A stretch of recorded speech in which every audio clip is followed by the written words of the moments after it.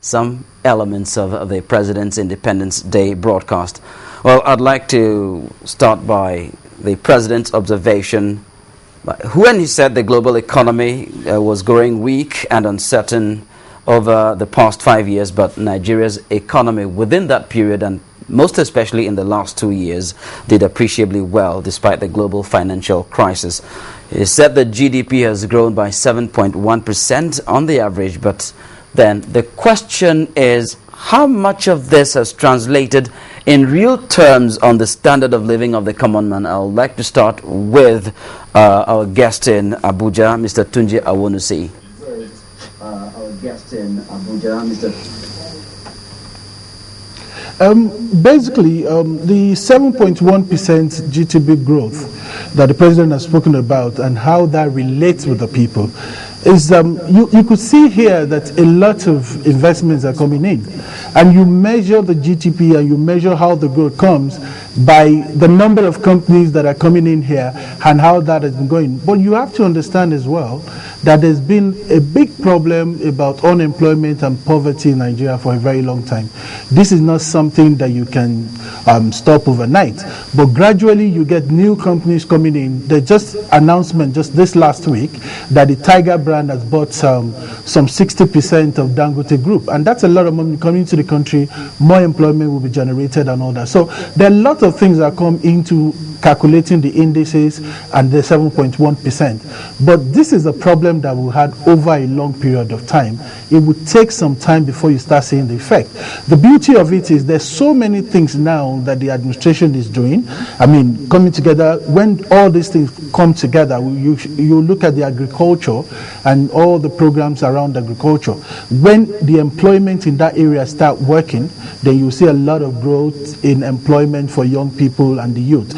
If we look at the area of power, now that we're selling all the distribution companies, the Gencos are coming on stream, they have to employ people, they have to employ new set of graduates, they have to employ new labor just to make sure that this area grows. So the 7.1%, the growth is there in the form of the kind of investment that we get and the kind of, and if you look at it too, you will find out now that the informal sector is growing at a very fast rate as well. So all this will keep coming together. When you put all this together, you would now start seeing in the level of employment and level of poverty reduction in the country. Well, then, of course, the president did say Nigeria's GDP was growing and Nigeria was not exactly affected or too badly affected by the global economic crisis. But then maybe there might be a difference of opinion here.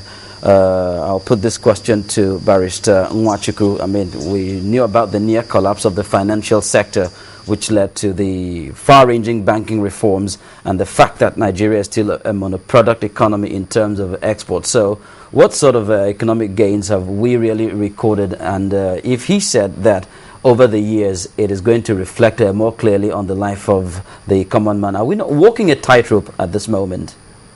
Yes. We have to know that these figures, that general figures, could be deceptive sometimes when people are talking about 7.1% growth. You have to talk about where are they coming from, where are they taking it from. Of course, I mean where are you taking it? We have a from team minors, of economic experts. If you're taking it from minors and talking about 7.1% growth, you find out that you still are nowhere, if you understand what I'm talking about. The issue of Nigeria and the global crisis, the fact is that our economy is so insignificant that it hardly matters when you're talking about those figures. Global so in this crisis, 7.1% might just be like a drop in the ocean. It's a drop in the ocean. It doesn't really feature in the global economy. So when you're talking about global, you have to ask yourself, where are somebody who is used to living on below $2 per day. I mean, what does he understand about global economic crisis? It's when you when your standard of living is that high and it gets affected, that's the time you say, look, I've been affected by global economic crisis. The economy, the fact is that we are just too small. The economy of Nigeria is just too small. Yes, but so most of the things that have been happening in this country in the past 2 years, like let me take the president, that he said in the past 2 years we've been experiencing growth and all of that. What has been going on in this country, will have resulted in major economic crisis elsewhere. Now, we had a banking sector that went through a convulsion and vomited several jobs. Hundreds, thousands of jobs. People were just thrown into the streets like that. And when these things have a multiplier effect. So you cannot be talking from that and then you have had companies leaving Nigeria. When you talk about major companies that were there, at independence and after, you feel like they've left this country. And those of them remaining are just having a skeletal presence in the country.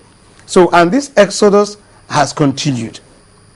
Yes, we have had people come in some major sectors, and that has, when you talk about general figures, that has given, a kind of impression that when you look at the communication sector, with the coming of the telecommunication companies and the heavy investment that they brought in.